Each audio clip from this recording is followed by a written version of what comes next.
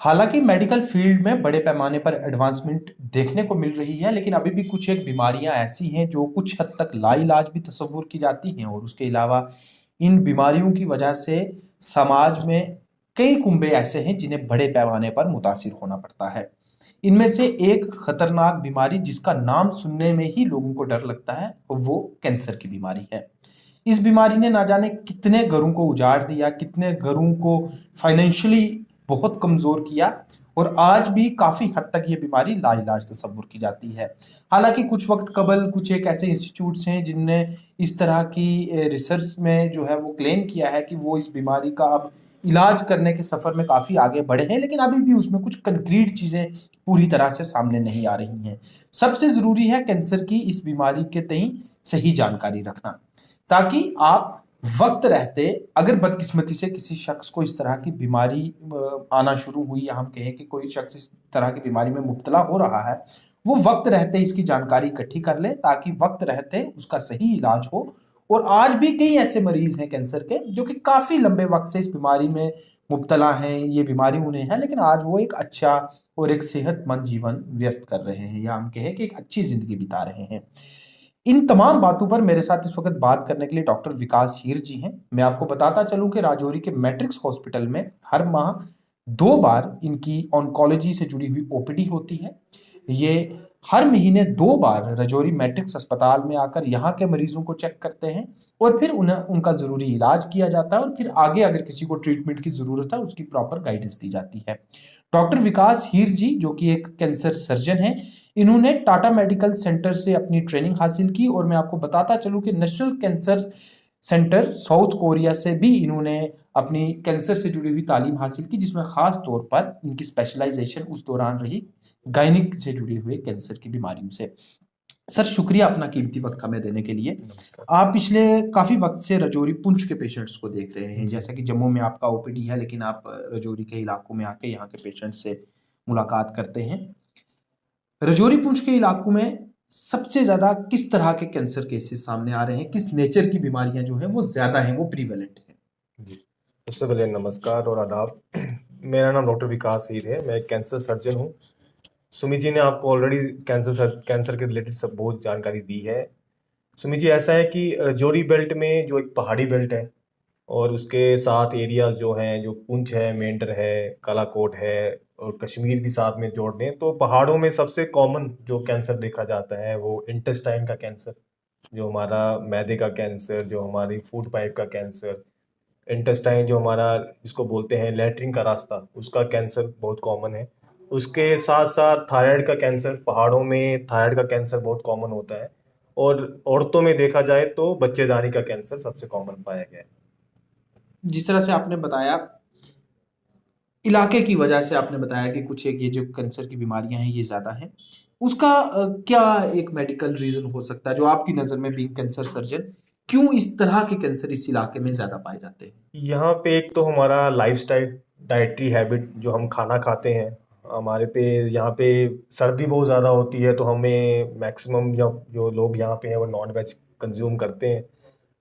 Non veg का जो इसमें रेड मीट बोलते हैं वो एक कारण बनता है हमारा इसमें कैंसर होने का, जो इंटेस्टाइन का कैंसर बोला मैंने। उसके साथ साथ पहाड़ों में लोग नमक जो होते हैं वो आयोडीन नमक बहुत कम खाते हैं। वो हमारा जो पहाड़ी जो नमक वो बोलते देसी हैं नमक। देसी नमक, वो खाते हैं। उसकी आयोडीन की कमी से हमें थायराइड का कैंसर हो सकता है। उसके साथ साथ जो मर्द लोग हैं, जो मेल्स हैं, वो सिगरेट स्मोकिंग भी बहुत ज़्यादा करते हैं। हुक्के तो का काफ़ी इस्तेमाल हाँ, यहाँ तो होता है, उसमें राग भी तंबाकू। उसमें भी एक कैंसर की संभावना बढ़ जाती है। सर, एक ज़रूरी चीज़ है, अगर कोई भी शख्स, उसे किस तरह के सिम्टम्स जो हैं वो डे टू डे लाइफ में उन्हें ऑब्जर्व करने की ज़रूरत है? जो सिम्टम्स इग्नोर किए जाएं तो बाद में कहीं वो कैंसर के सिम्टम्स हों, और देरी से पता चले तो वो जानलेवा साबित होते हैं। कुछ ऐसे बेसिक सिम्टम्स जिन पे आपको परेशान होने की ज़रूरत नहीं है, लेकिन उनको कहीं ना कहीं कंसर्न स्टेट में लेके चलना चाहिए, जी। और कम से कम एक बार उसका डायग्नोसिस आप ज़रूर करवा लें। वो क्या कुछ सिम्टम्स हैं अलग अलग कैंसर के इलनेस के? जी, कैंसर के हर जो ऑर्गन है, जो हर बॉडी में, शरीर में कहीं भी हिस्से में अलग अलग कैंसर जो होते हैं, और हर हिस्से का जो जिसको बोलते हैं कि प्रेजेंटेशन, कि हमें महसूस होता है कुछ खराबी वहाँ पे है, वो अलग अलग है। जैसे हम अगर औरतों में बात करें, जिसमें सबसे कॉमन कैंसर देखा गया है छाती का कैंसर, जिसको ब्रेस्ट का कैंसर बोलते हैं, और बच्चेदानी का कैंसर। तो ब्रेस्ट के कैंसर में जो सबसे पहले सिम्टम मैं आपको बताऊं, एक मिथ भी है कि ब्रेस्ट में कोई गिल्टी है तो वो कैंसर ही है। ऐसा नहीं है। जो अगर किसी को अपनी ब्रेस्ट में गिल्टी महसूस होती है, जिसमें दर्द हो रही है, तो वो कैंसर के चांसेस उसमें बहुत कम है। ऐसी गिल्टी जिसमें दर्द है, उसमें कैंसर की संभावना ना के बराबर है। पहली बात तो ये। यंग फीमेल्स, जो औरतें 30 साल से कम हैं, या जो लड़कियां 20 साल की हैं, उस उम्र में हैं, उसमें ये गिल्टियां बनती हैं तो वो नॉर्मल है। उसमें इस यंग एज में कैंसर होना बहुत कम चांसेस होते हैं। तो अगर लेकिन सतर्क रहना है, अगर ऐसा कोई सिम्टम दिखता है तो एक बार डॉक्टर कंसल्टेशन, स्पेशली सर्जन, अगर सर्जन है तो उनको दिखाइए। अगर आपके घर के पास कोई कैंसर के रिलेटेड कोई डॉक्टर है तो उसको दिखाइए। दूसरा, उसी तरीके हमारे पास अगर हम पेट के कैंसर की बात करें तो उसमें भूख कम लगना, वजन कम होना, पेट फूलना, उल्टियां आना, पेट में दर्द, कब्जी होना, या फिर लैट्रिन के रास्ते काली लैट्रिन आना, ब्लीडिंग होना, ये सब सिम्टम रहते हैं हमारे। तो ये सब सिम्टम हमारे सस्पिशियस हैं, तो हमें इस सब सिम्टम होने में डॉक्टर की सलाह लेनी है जरूर। सर, जिस तरह से कैंसर को कहा गया कि ये अपने आप में बस एक मास आउटग्रोथ होता है सेल्स का, जैसे हमारे बॉडी के सेल्स और बनते हैं, पुराने खत्म होते हैं, तो एक बैलेंस बना रहता है। लेकिन कभी कुछ एक जगह, किसी एक जगह पर सेल्स बेतहाशा बढ़ने शुरू हो जाते जी हैं, बिल्कुल। मल्टीप्लिकेशन बहुत ज्यादा हो जाती है, और उससे कैंसर जो है, कैंसर सेल्स की ग्रोथ होती है।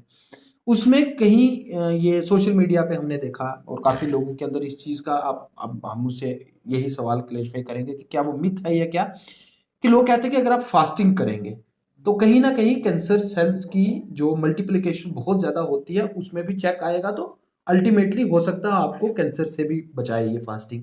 क्या ये एक मिथ है, या इसके पीछे एक लॉजिकल साइंटिफिक जो है वो थ्योरी है कि हाँ, अगर आप अपने आप को, अपने जिस्म को, जिसे हम अपनी जुबान में फाके में रखते हैं, फाका मीन्स आप फास्टिंग में चले जाते हैं कुछ एक वक्त के लिए, जैसे हफ्ते में एक दिन हो गया, क्या इससे मदद मिलती है? पहले मैं आपको बताता हूँ सुमित जी कि कैंसर सेल ऐसा नहीं है कि सब में नहीं होते हैं। ये जीन रिलेटेड होते हैं, सेल्स होते हैं, ये हर इंसान में देखे गए हैं, पाए जाते हैं। उनको सप्रेस करके, उनको दबा के रखते हैं हमारे बॉडी के नॉर्मल सेल। तो कभी अगर हमारे कुछ लाइफस्टाइल, जैसे मैंने बताया, जहाँ कुछ खाने पीने में, या फिर जो जेनेटिक कॉज इसको बोलते हैं, या एनवायरमेंटल कॉज होते हैं, उससे वो नॉर्मल सेल हमारे अगर काम करना बंद कर दें तो कैंसर सेल एक्टिवेट हो जाते हैं। कैंसर सेल जैसे हमारे बॉडी में बाकी सेल हैं, उनको भी सरवाइव करने के लिए इसको बोलते हैं कि जैसे खाना चाहिए, तो खाना उनका होता है ग्लूकोज। ग्लूकोज जितना ज़्यादा बॉडी में है वो कंजप्शन करेंगे, उनकी ग्रोथ ज़्यादा होती है, उतनी तेज़ी से वो बढ़ता है कैंसर। तो उसका खाना ग्लूकोज है। फास्टिंग में इसलिए बोलते हैं कि आदमी कम खाएगा तो ग्लूकोज कम लेगा, तो वैसा है, बट वो मिथ ही है एक प्रकार का। ऐसा कुछ ज़्यादा फर्क पड़ता नहीं है कि फास्टिंग होने से कैंसर अगर किसी को है तो वो स्लो हो जाएगा, ऐसा कुछ नहीं है। लेकिन ऐसा है कि अगर आप फास्टिंग करते हैं तो आप प्रिवेंटिव हल्का सा प्रिवेंशन आप मान सकते हैं, क्योंकि नहीं, सभी सेल्स नहीं, ऐसा नहीं है, क्योंकि हाँ, एक दिन फास्टिंग से कुछ नहीं होने वाला। हमारी बॉडी में ऑलरेडी रेगुलर लाइफस्टाइल चेंज इतना करना है। स्टोरेज रहता है। बेस्ट प्रिवेंशन है लाइफस्टाइल चेंज करिए, अर्ली सतर्क रहिए। कुछ ऐसा होता है महसूस, आपको सस्पिशियस लगता है, तो डॉक्टर को लाइट कंसल्ट डाइट कीजिए। खाएं। बिल्कुल light diet, spicy food avoid करो, जो हमारा जंक फूड है अवॉइड करो, सर, स्मोकिंग अब मैं अवॉइड यही करो। सवाल आपसे करूंगा, कोई भी शख्स जो तंदुरुस्त है, क्योंकि कहा जाता है कि prevention is better than cure, जी। लाइफस्टाइल से जुड़े हुए, डाइटरी हैबिट से जुड़े हुए, हर एक चीज से जुड़े हुए, क्या कुछ प्रिवेंटिव चीजें करने की जरूरत है, जिन प्रिवेंटिव चीजों को करके इंसान अपने आप को महफूज रख सकता है, और वो प्रिवेंशन करना हर एक शख्स की जिम्मेदारी भी है? वो क्या कुछ प्रिवेंटिव स्टेप्स हैं? पहले जैसे एग्जांपल स्मोकिंग की करता हूँ मैं। अगर स्मोकिंग, टोबैको, जो तंबाकू खाते हैं, तो शरीर में होने वाले, आप लगा लीजिए, 90% कैंसर जो है वो स्मोकिंग एक कारण है उनके लिए। मतलब अगर हम स्मोकिंग बंद कर दें, ठीक है, अगर हम सपोज करें कल उठें और हम सिगरेट बेचना ही बंद कर दें या पीना बंद कर दें, तो लगभग 50% से ज़्यादा कैंसर हमारे खत्म ही हो जाएंगे। इसमें लंग का कैंसर है, पेट का कैंसर है, सब खत्म हो जाएंगे। दूसरा, टोबैको, अगर तंबाकू से मुंह का कैंसर होता है, गले का कैंसर होता है, वैसे अगर वो बंद कर दे तो वो भी खत्म हो खत्म जाएंगे। हो जाएगी। दूसरा, फीमेल्स में हमारा आता है ओबेसिटी। जो औरतें, जो मोटापा है, वो एक रिस्क फैक्टर है ब्रेस्ट का, एक रिस्क फैक्टर है एंडोमेट्रियम कैंसर, बच्चेदानी कैंसर का। वो चीज़ें अगर लाइफस्टाइल, हम एक्टिव लाइफस्टाइल रहें, मोटापा ओबेसिटी अवॉइड करें, हेल्दी फूड खाएं, ठीक है, घर का खाना फैमिली फूड जो होता है वो खाएं, बैलेंस डाइट जो उसको बोलते हैं, तो ये सब चीज़ें हम प्रिवेंट कर सकते हैं। सर और इसके अलावा जैसे अपने जंक फूड की बात की, spicy food, oily food, light diet लें, जी उसके अलावा जो डेली हम अगर एक्सरसाइज का एक रूटीन बना लेते हैं, जी। वो क्या क्या लाइफस्टाइल हैबिट्स है जो इंसान को करनी चाहिए इसमें? पहले तो मैंने आपको डाइट ही बोला, हमें सब चीज़ें स्पाइसी फूड, स्मोक्ड फूड, जो भी है junk food fast avoid food. करना है, ये सब अवॉइड करना चाहिए। उसके साथ साथ डेफिनेटली एक्टिव लाइफस्टाइल हमारा, ओबेसिटी हमें नहीं होनी चाहिए। ओबेसिटी ये खाली कैंसर के रिलेटेड नहीं है, क्या ओबेसिटी से और बड़ी बीमारी डायबिटीज, होती है। हार्ट की बीमारियां भी होती हैं, तो एक एक्टिव लाइफस्टाइल बनाना तो हमें ज़रूरी रखना है। उसके साथ साथ बाकी फैक्टर्स आते हैं, जैसे जेनेटिक फैक्टर, जहाँ म्यूटेशन, जैसे मैंने बताया, जीन सब में होते हैं, वो कभी भी एक्टिवेट हो सकते हैं, तो वो उसको प्रिडिक्ट करना कि हम ये चीज़ें करें तो वो चीज़ नहीं होगी, वो एक बड़ा ग्रे सा मैटर है। बट हाँ, हम अपना मॉडिफिकेशन, लाइफ मॉडिफिकेशन करके, डाइट चेंज करके हम उस चीज़ से बच सकते हैं। ये है। सर एक ज़रूरी चीज़ इसमें जो कि आखिरी सवाल भी मेरा रहेगा, बदकिस्मती से काफ़ी ज़्यादा लोग समाज में हमारे इस बीमारी से मुतासिर हुए हैं और नंबर बढ़ता ही जा रहा है, और हम आए दिन रिपोर्ट्स भी देखते हैं, रिसर्च देखते हैं, गवर्नमेंट के फिगर्स भी हैं कि J&K में भी कैंसर के जो केसेस हैं वो बढ़ते जा जी रहे हैं। चाहे वो आप उसको डायग्नोसिस में इजाफा देखें कि पहले डायग्नोसिस कम होती थी, अब जी डायग्नोसिस ज़्यादा हो रही है, जी लेकिन जो भी है नंबर बढ़ रहा है। इस सब के बीच कई ऐसे लोग हैं जो कि काफ़ी वक्त पहले कैंसर की बीमारी में अफेक्ट हुए थे, लेकिन आज भी वो एक हेल्दी लाइफस्टाइल जी रहे हैं। उस पे आप बीइंग कैंसर सर्जन क्या मैसेज देना चाहेंगे अगर कोई शख्स इसमें मुतासिर हुआ है, जिसे कि हम कहें कि वो कैंसर से पीड़ित है, या फिर कोई होने वाला है और उसको अब पता चलेगा हमारे इंटरव्यू के बाद आने वाले वक्त में ही, लेकिन उसे घबराने की ज़रूरत नहीं है, हम्म। वो आप बीइंग कैंसर सर्जन उसमें किस तरह का मैसेज देना चाहेंगे? कैंसर, पहले सर कुछ हमारे सोसाइटी में परसेप्शंस हैं कैंसर के रिलेटेड जो बिल्कुल भी सही नहीं है। हाँ। पहला कि कैंसर एक तो नाइलाज बीमारी है, हम्म। वो ऐसा नहीं है। ऐसा कैंसर नहीं का है। इलाज है और पेशेंट उससे लगभग सभी, मैक्स अगर अर्ली स्टेज में पिकअप होते हैं तो 95% सर्वाइवल रेट है। Survival rate. दूसरा मिथ है कि कैंसर छूने से फैलता है, जो उसके साथ खाने से फैलता है, जब बैठने से फैलता है, ऐसा भी नहीं है। कैंसर कहीं छूने वाली बीमारी नहीं है।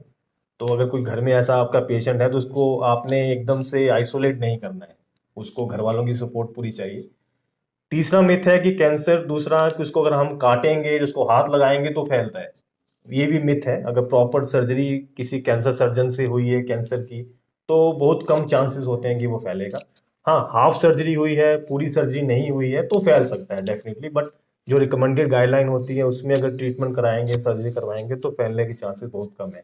किसी किसी पेशेंट में ऑलरेडी जो स्प्रेड हो चुका है और हम टेस्ट करते हैं और लोग बाद में ये बोलते हैं कि बायोप्सी की और फैल चुका था, वो ऑलरेडी फैला हुआ है। दूसरा आपने पूछा कि एक और चीज़ मैं बताना चाहूँगा आपको कैंसर की प्रिवेंशन के लिए।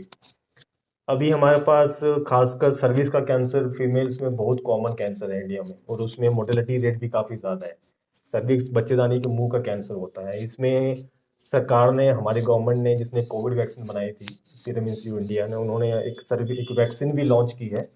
तो उसका जो प्रिवेंशन रेट है कि उस वैक्सीन से हमें कितना परसेंट चांस है कि बच पाएंगे, लगभग 95% चांसेस है कि हम उस कैंसर से बच सकते हैं। तो जितनी भी जो छोटी बच्ची हैं उनको वो इंजेक्शन लगाना चाहिए। इंजेक्शन इस हॉस्पिटल में अवेलेबल है, आप आके वो इंजेक्शन लगा सकते हैं। 2 डोज लगते हैं। अगर बच्ची 9 से 14 साल के बीच में है तो 2 डोज लगेंगे, उन 15 से 25 के बीच में है तो 3 डोज लगेंगे। ये हो गया वैक्सीन से प्रिवेंशन के लिए।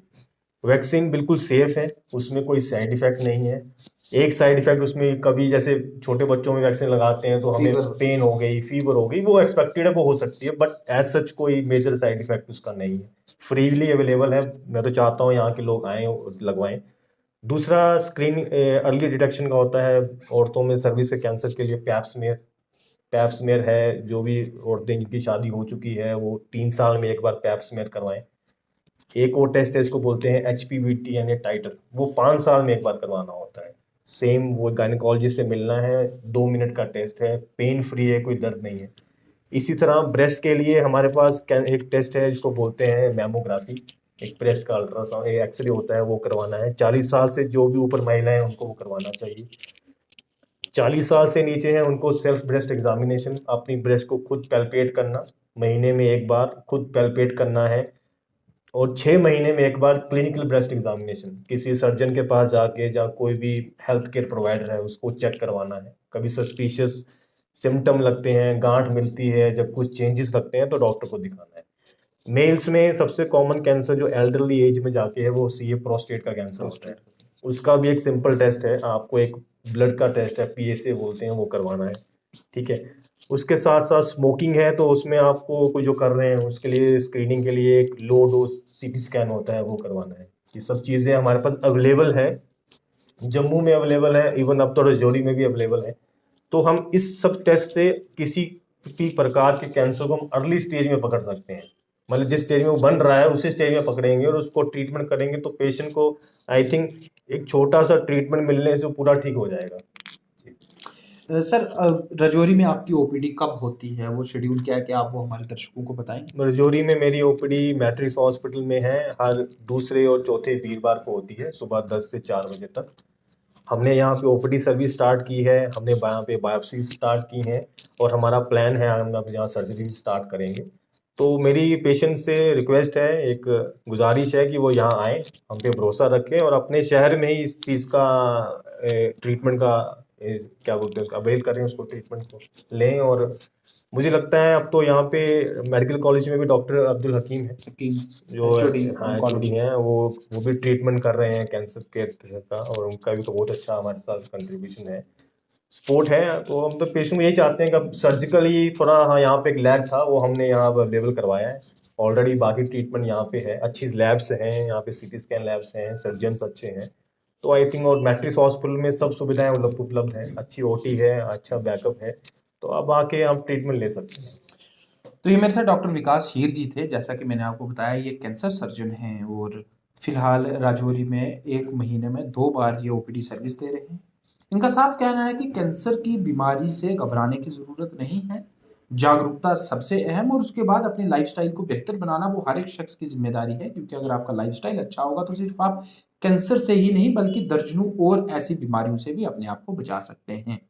कोई भी शख्स अगर वो अपने आप को इनसे मेडिकली डायग्नोसिस करवाना चाहता है या इनसे मिलना चाहता है मेडिकल चेकअप के लिए या और किसी भी तरह के डिस्कशन के लिए, वो हर महीने के दूसरे व चौथे गुरुवार को यानी कि थर्सडे को मैट्रिक हॉस्पिटल में आकर इनसे मुलाकात कर सकता है, जहां पर इनकी ओपीडी होती है। और इस ओपीडी में ये उनसे पूरी बात करेंगे। आज भी इनकी ओपीडी थी और इस ओपीडी में इन्होंने यहाँ पेशेंट्स को एग्जामिन किया है। बाकी कुछ लोगों के साथ भी जनरल डिस्कशन हुई है और इनका ये साफ कहना है कि पहले ओपीडी थी लेकिन अब ये यहाँ बायोप्सी की सर्विस दे रहे हैं और जल्दी ही यहाँ पे सर्जिकल प्रोसीजर की सर्विस भी मैट्रिक्स हॉस्पिटल के ताउन के साथ देंगे। शुक्रिया।